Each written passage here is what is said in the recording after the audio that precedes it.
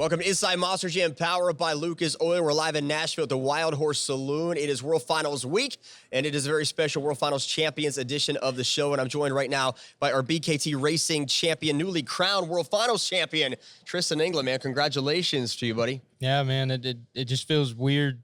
It coming out of your mouth, you saying that, world champion.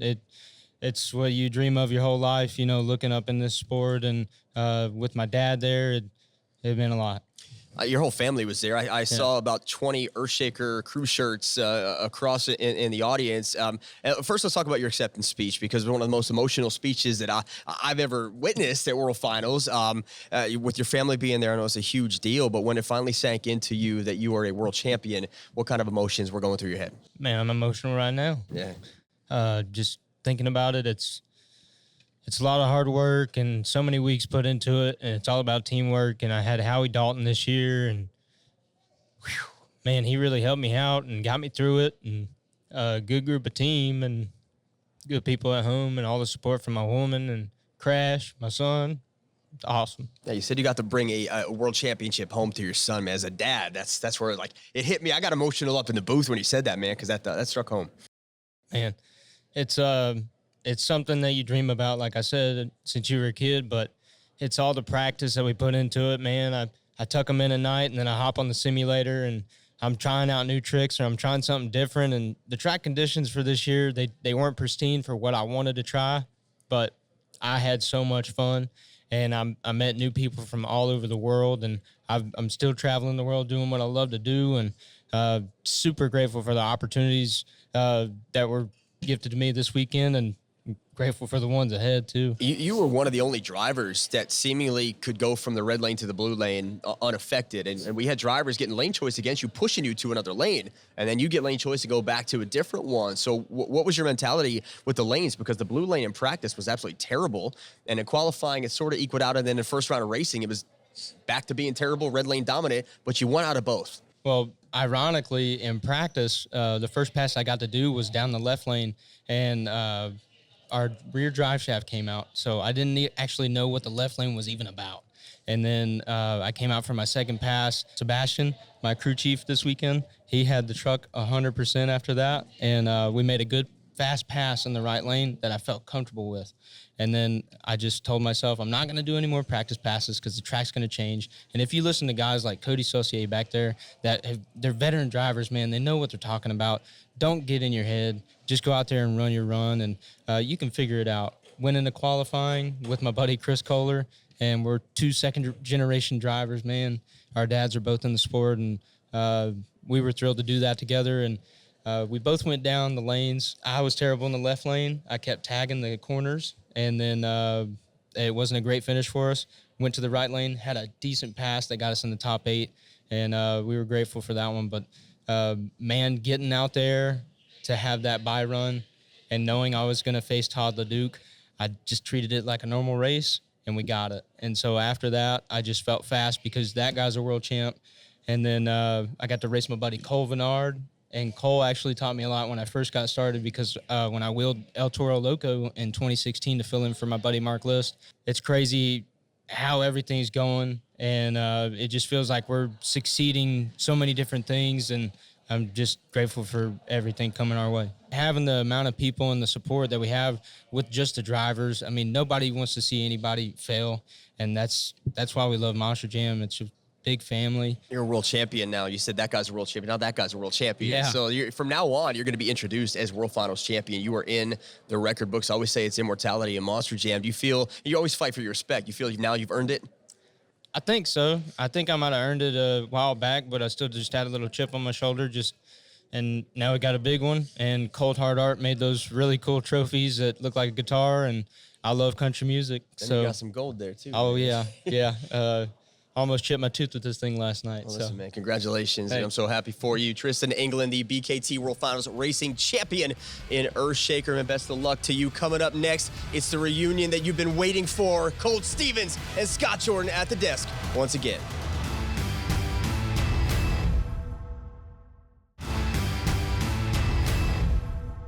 Welcome back to this special edition of Inside Monster Jam, powered by Lucas Oil. We're on location in Nashville for World Finals. I am joined by my former broadcast partner and the new target, World Finals freestyle champion, Colt Stephens. Man, what a night for you, my friend. Oh, no doubt about it, Scott. I mean, this is crazy being back together. I mean, this is old school vibes right here. So much fun in the booth. But, man, it definitely came full circle this weekend, didn't it? I mean, I can't believe, after being in a booth with you, calling one of the most epic World Finals I've ever seen last year to now winning World Finals freestyle myself, you know, just absolutely epic. I cannot believe it. I never thought something like this would happen. It's crazy. You've had an incredible journey up and down. You know, you were at World Finals in 2017 in Cletus, and then you joined Team Brodozer. So you were active, but still not quite behind the wheel every year. And then the pandemic happened, and then you're in the booth with me for 2 years, man. So now you come back in Thunderoris and you win a world championship. No broadcaster has ever done that in sports history, man. Talk about your journey to get back here to this moment. Yeah, there's no doubt about it. That's why it's so special to me. You know, I definitely cut my teeth coming up, you know, the last 10 years, starting off with what's crazy. Tristan England's dad, Shane England, actually crewing for him 10 years ago, going on the road, and then Keith Speller and Mike Wales coming and talking to me and say, hey, you have any interest in driving? And starting out that way, going overseas and driving the Monster Mutt truck and jumping from IP to IP, Brodozer, being a second to those guys, and then coming in the booth. I mean, it's so many ups and downs in my career. And then coming back driving this year, I'm going to be honest with you, Scott. Starting off the season, I was like, man, I'm really struggling. I didn't get back into my groove as fast as I can, or I thought I would be. It took me almost a whole season to get to where I was comfortable again, and it showed here at World Finals. Finally, everything started to click. I didn't do so good in racing, you know, and so I was very angry. And I even texted my wife at intermission there during the Loco concert, and I said, you know what, baby, it's going to be crazy. It's going to be wild. I'm going to be okay, but I'm going to try and break this sucker in half. And that's what we went and did.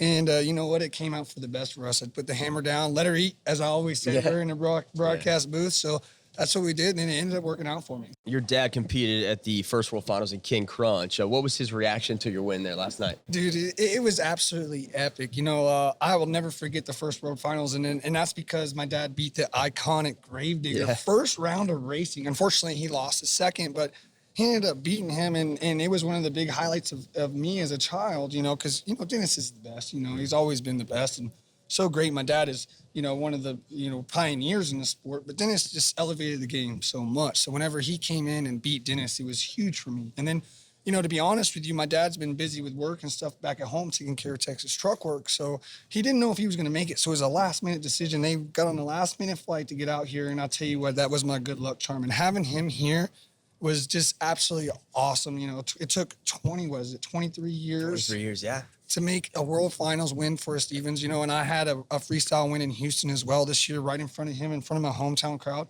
The two places I want to win the most, you know, it worked out for me. So God has definitely blessed me this year, and just a crazy season. I never thought anything like this could happen. Yeah, I lost my mind in the booth, man. When you won, it was like a full circle for me because I felt your emotion, man. I know how much that meant to you. So I don't like to scream on the air. That was always your thing. Yeah. But last night, man, I lost it. And I think I probably blew out the ears of our production team. But I saw you down there during Ryan's run. I mean, the cameras were just focused on you. You had the hands on your hat. You were kind of, you know, a little kind of back and forth a little bit. What was going through your mind during that 2 minutes of Ryan's run? Man, I can't even tell you because it was so much. Like, I was overwhelmed. I never in a million years thought, with the caliber of drivers that we have here today, thought I could come back after a hiatus for almost 4 years being in an alcohol truck and come and win World Finals. Especially, I mean, I had a good season, but it wasn't a normal Colt Stephens great season. So, you know, I kind of struggled, and I was kind of coming in thinking, man, we just got to get through this. And then to get the win, and then on top of the people that we had here, I was almost blank in the mind about it because, you know, there was so much going on, but it was a great time. And, you know, I really enjoyed being in the booth, and I figured that's the first thing I asked. I said, what did Scott do in the booth? He's got to lose our minds last year at World Finals, and then coming out here and winning a freestyle, just, you know, it's icing on the cake. I think it was the first time I ever yelled Cowabunga on air. Real quick, you know, obviously the legacy that your dad left is untouched and will always be there. Do you feel like now you're really starting to build yours as a World Finals champion? Is this something that's going to stick with you forever, man?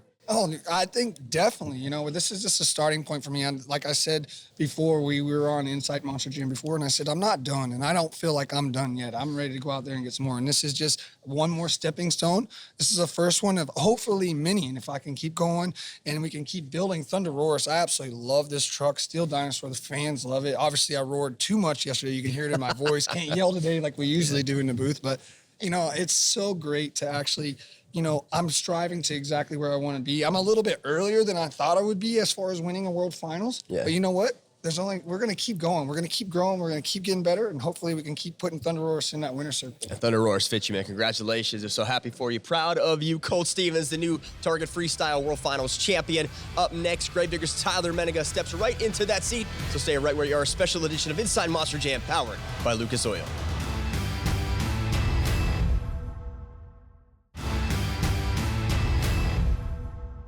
Welcome back to Inside Monster Jam, powered by Lucas Oil. It's a very special Champions Edition at Nashville, Tennessee's Wildhorse Saloon. I'm joined right now by the Great Clips Two-Wheel Skills Challenge World Champion, Tyler Menninga.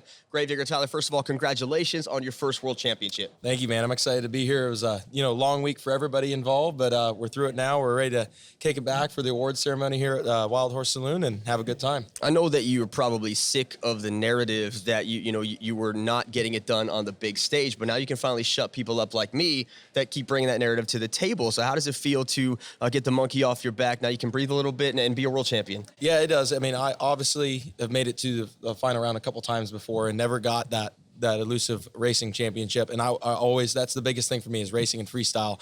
Two-wheel was not necessarily on my radar at all times, but you know what? It's something I'm good at. It's something that I like to excel in. And this year it just happened to work out in my favor. With all the rain that came in, the track was an absolute mess. So what were the conditions like for you to try to attempt the maneuver you were going for? Yeah, so we had a break, the rain delay and everything through that. I watched the high jump competition. I seen how slick it was. I ended up having to go sign at pit party for a little bit, came back, and they were working the track. So I actually walked on the track instead of taking the elevator and rolling up to my truck, which was still on top. And I'm glad I did that because it gave me, I seen the track was coming around. It was getting a little drier and they'd scraped it off. They were working it in and I thought, all right, well, I still honestly had no idea what I was going to do. I walked the track twice throughout the week. I usually walk it more than that. And I just didn't know what I was going to do. So I was like, man, we'll see what happens. I seen Ryan go out. He tried to do a bicycle. It was one of my options. And if he can't do it, I'm not going to be able to do it. So I had to adjust on the fly and I decided to do a tombstone. I've only done a couple of them in the mud, and it was pretty muddy out. It was slicker than I thought it was going to be. So I honestly had a trick planned in mind with that, and it completely scratched itself as soon as the truck went on its nose. So it walked up. When you're up on the nose, you can't see anything. I got to a certain spot on the track where the paint was a certain color, and I was like, okay, I know exactly where I'm at now. And unfortunately, I had to adjust on the fly there too. Seen an obstacle in front of me, didn't quite get to it, but you know what? It all worked out in the end. Yeah, you and Zimmer seemingly were the only ones that were able to really pull off tricks. So when you said that it wasn't quite what you had hoped for, you made it pretty far out onto the track. At what point did you start feeling the truck kind of losing it a little bit, and were you able to react at all? Yeah, so when they work a track, when it rains at a Monster Jam event, they work the floor of the track. So on top of the jumps, on top of the pads, they do not. That's all still going to be mud. It's all going to be slick. So when I crossed that the race lane where you come down the race lane and then the finish line lane, it was still worked. But once I got up on top of that tabletop, it was muddy. And I was carrying some speed, and I was carrying too much speed, and I hit the brake, and it just slid, and I didn't catch reverse fast enough, and it would have fell anyways, even if I did catch reverse. So it's a groundbreaking year for you. You win your first series championship, so you put that in the past. Now you're a World Finals champion. That's gone. What is next for you as an athlete? What do you want to accomplish here in the future? You're still so young, and now you've won more series than anybody else in Monster Jam history. Man, I would say it'd be a racing or freestyle championship. I mean, when I was watching Monster Jam growing up, in the first couple of years that I competed, we didn't have two-wheel skills. We didn't have freestyle. So maybe I'm just old school, but those two mean more to me than the high jump and the two-wheel skills. Not taking anything away from that, but you know what? That's just racing is racing. It's cut and dry. There's a winner, there's a loser. There's certain calls that are made that people don't agree with, but for the most part, racing is racing. And you know what? My theory never changes in freestyle. I'm not going to be the guy to go out there and putt around for a minute and a half and hit a backflip and hit two big jumps. I want to start my run big and end it big and wild and crazy. That's always my mentality every show I go to. So I that's my next goal is racing or freestyle. You weren't able to make it out in racing. I know you were disappointed about that. Talk a little bit about what happened back there for you. Yeah, so it was a wild week for racing. I ran third quickest in practice. Have felt awesome. Go to qualifying, and I ran the track exactly the same, and I qualified 20th. And I was like, okay, that's cool. But I was talking to Colt Stephens was here this weekend. Me and him are good buddies. He said, Tyler, your truck is not coming off the line, and it is not getting out of the corners. So I made a gear change, and everybody was like, I don't know, Tyler. I don't know if that's the right idea. I don't know if that's the right decision. I was gambling on it. And I made the mistake of giving the truck too many RPMs in reverse in two-wheel skills. And I should have known right then and there that transmission was going to blow.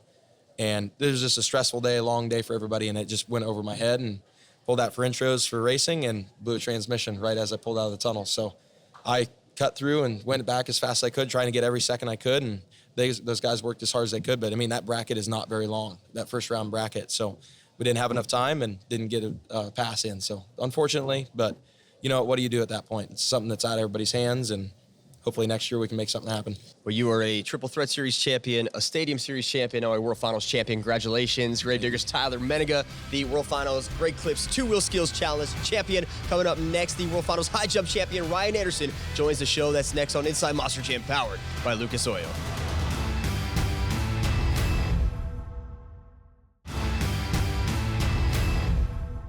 Welcome back to this special Champions edition of Inside Monster Jam, powered by Lucas Oil. We're on location at Wildhorse Saloon in Nashville for World Finals 22. My final guest is the newly crowned Lucas Oil High Jump World Finals champion twice now, son of a Diggers, Ryan Anderson. Ryan, congratulations on going back to back, man. Big deal for you. Absolutely. I talked to Tyler about track conditions for skills. I know track conditions for high jump were just as crucial, if not more, because of the mud on the tires. How did that affect your jump? That was 100% the reason why I won this high jump competition. The track was crazy. On what the dirt crew had got handed to them by Mother Nature was not only insane on Saturday, but it was also the same on Thursday and Friday. It was crazy.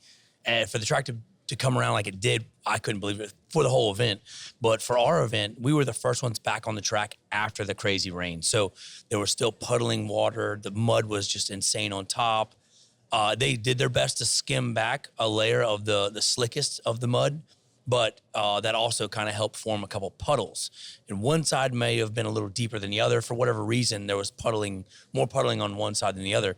And I watched the first two trucks go, and I seen them get pulled away from the center line of that ramp. And the center line of that ramp gives you the most boost off. That metal ramp that's embedded in there, you're gonna get the most traction on, and also definitely the biggest jump off of. So when I watched the first two in front of me, Nick and Kayla, miss the ramp, I'm like, okay, I know if I hit that ramp, it's a whole nother ball game. So I honestly aimed away from the ramp. I angled and also was shifted over to the left to compensate for it pulling me over.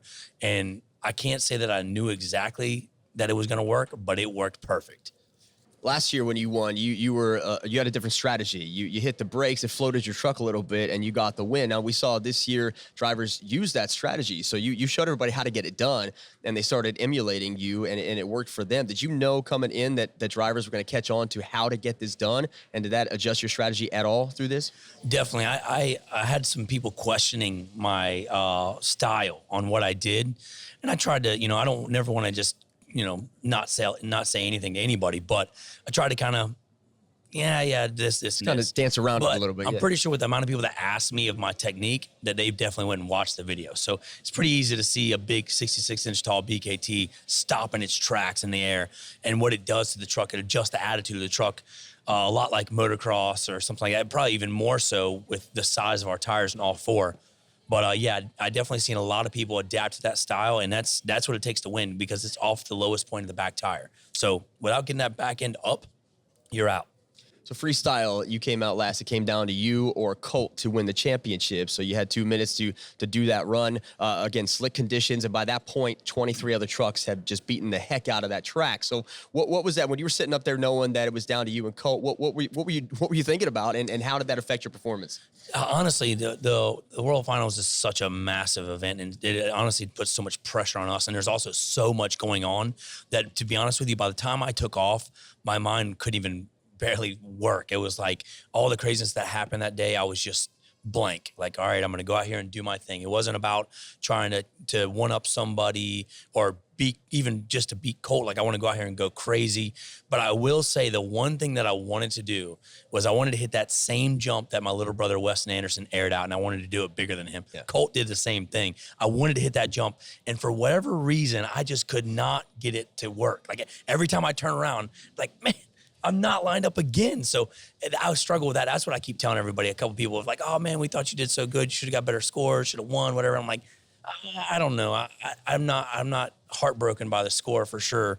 But if I would have had one more wild thing, some big air, a big crash, something like that, I would have felt more comfortable saying that I feel like I should have got a better score. But I feel all right about it. But no doubt that the track was crazy. I mean, it was beat up. It was hard to see what was going on out there. And the track conditions were changing so fast after every truck was hitting the ramps. So it was kind of a crapshoot a little bit. And there's a couple jumps I jumped. I was expecting it to do a lot more. And because I wasn't able to watch the last few trucks go, I didn't realize how much more they'd gotten pushed down. So a couple jumps, I'm like, man, that was not what I wanted. It didn't jump high, it didn't go far. But at the same time, it was honestly, when I got the score, the initial hit was like, dang, bummer. But at the same time, I'm stoked for Colt. I mean, Colt has worked hard. He is a good driver, a very good driver. His only problem is he normally gets in his head. And he gets too ahead of himself. And I watched it all year. We talked about it all the time. Me and him would go back and forth all the time. So I am proud to watch him win this championship and so stoked for him. And he killed it. There is no getting around it. He killed it, man. He deserved it. Yeah, so you win your 4th championship. You tie your dad, Dennis Anderson, for 3rd all time. It's got to be a pretty special moment for you to know that you are now on that list with your father, right? Oh, absolutely, man. No doubt about it. I honestly didn't even think about that part. And then it got brought up to me that night. I'm like, yeah, man, you're tied with your dad now and one off of Adam. So it's pretty cool for me. But, at the same time, I try not to, I get the world finals can get to me. It's got under my skin for a long time. And it took me a long time to get my first championship because of that. So I've learned to like kind of let as much as I can just roll off my back. Like, yep, that's cool. Thank you. But just let me, I got to do my best to try to treat it as a normal event. But I think you handle the pressure really well. 4 competitions in one day. I know it's not easy on you or your truck, and you nailed it. You're a world champion. Congratulations, my friend. Thank you, 4-time world finals champion, Ryan Anderson. That's all the time we have from Nashville. I'll see you right here next time on Inside Monster Jam, powered by Lucas Oil.